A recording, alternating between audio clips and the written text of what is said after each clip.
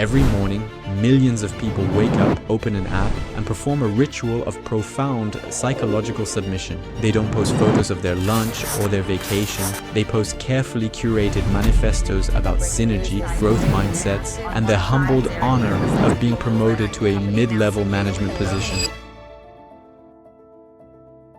Cringe. Cringe. Cringe. Cringe.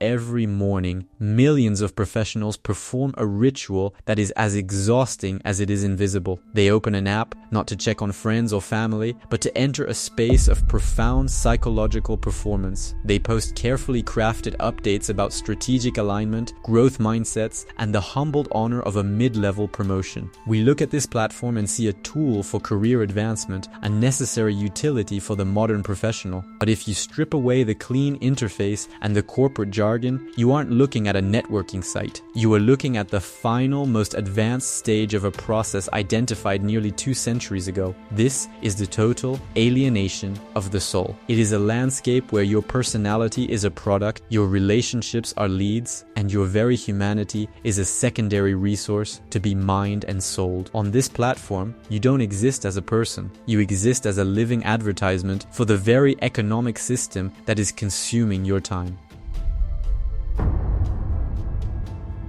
In 1844, a young philosopher named Karl Marx wrote a series of manuscripts in Paris that would change how we view the relationship between a human and their work. He wasn't just interested in factories or wages, he was interested in the human spirit. He developed the concept of Entfremdung, or alienation. Marx argued that under certain economic structures, work stops being a creative expression of who you are and starts becoming something that happens to you, stripping away your species' essence, the very thing that makes you human. Marx identified 4 specific types of alienation. First, you are alienated from the product of your labor. Second, you are alienated from the act of production itself. Third, you are alienated from other people. And finally, most tragically, you are alienated from yourself. The modern professional networking environment has taken these 4 philosophical walls and turned them into a user interface. It has built a space where we are forced to perform our own professional utility, cheering for the very corporate shifts that make our actual lives more precarious. To understand why these posts feel so inherently uncomfortable or cringe, you have to understand that this feeling is just the visceral reaction of a human soul realizing it is being turned into a line of data. In the 19th century, a worker in a factory might spend 12 hours making a chair, but they didn't own the chair. The chair belonged to the owner of the factory. The worker was alienated from what they created. In our current era, the product isn't a physical object. The product is you. Every post about learnings from a failed project or tips for a productive morning is a piece of your intellectual and emotional life being packaged and handed over to an algorithm. You are no longer working to produce value for society. You are working to produce a personal brand. You are the worker, the factory, and the product all at once.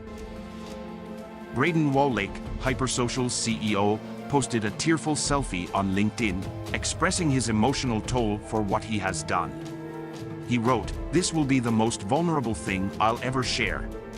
We just had to lay off a few of our employees."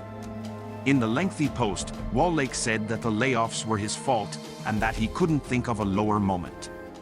He justified the crying photo by saying, "I just want people to see that not every CEO out there is cold-hearted and doesn't care when he or she has to lay people off." But as more than 30,000 tech workers lost their jobs in July, many commenters have described the post, with its photo of Wallach in tears, as disingenuous and self-indulgent. When you engage with this system, you are participating in the final stage of alienation. You aren't even creating a physical item anymore, you are refining your own character into a marketable deliverable. You are providing the platform with free content that boosts its value, while you receive only the temporary recognition of a few likes. You have become a commodity in your own life. The second type of alienation is from the process of work itself. Marx argued that work should be a spontaneous, creative expression of human life. Instead, it becomes a forced, repetitive grind. In the professional world, this grind has been rebranded as hustle culture. The platform demands a specific kind of emotional labor, toxic positivity. You are not allowed to be tired. You are not allowed to be frustrated. You are not allowed to be bored. You must always be thrilled to announce or excited to share. This is a form of emotional management where you are alienated from your own actual feelings because the professional environment only allows for a narrow spectrum of enthusiasm. In 2025, when massive shifts hit the corporate sector, the feeds were flooded with gratitude posts from people who had just lost their jobs. They felt they had to thank the companies that let them go just to remain hireable. Got breaking news this morning, massive job cuts at Amazon. Overnight, the company announcing it'll eliminate approximately 14,000 roles. This is the largest corporate layoff of the year, one of the largest in Amazon's history.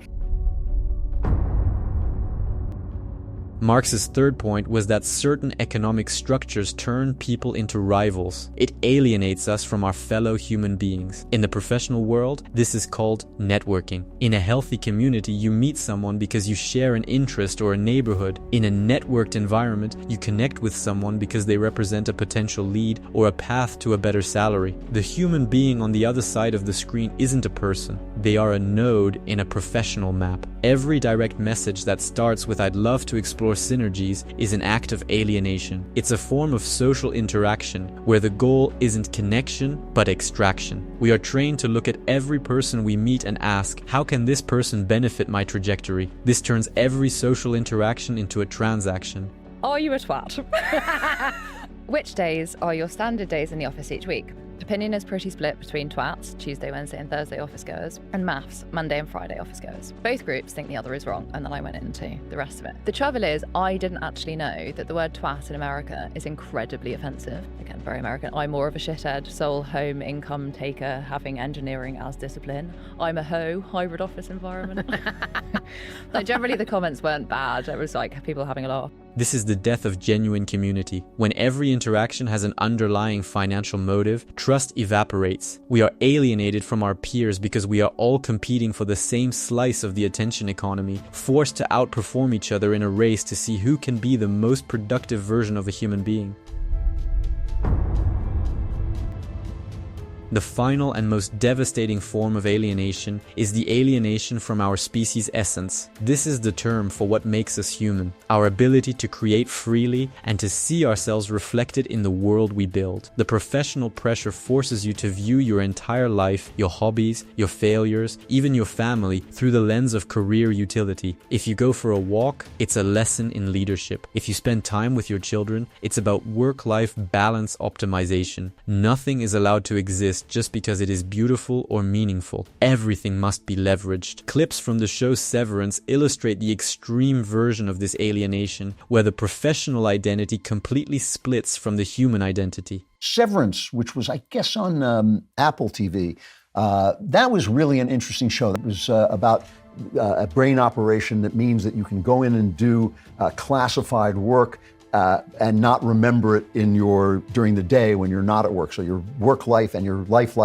are severed. We know something is going on, but we don't know quite what. We have reached the point where the self is no longer a soul to be nurtured, but a profile to be managed. We are alienated from our own internal lives because we are constantly checking how our insights are performing in the marketplace.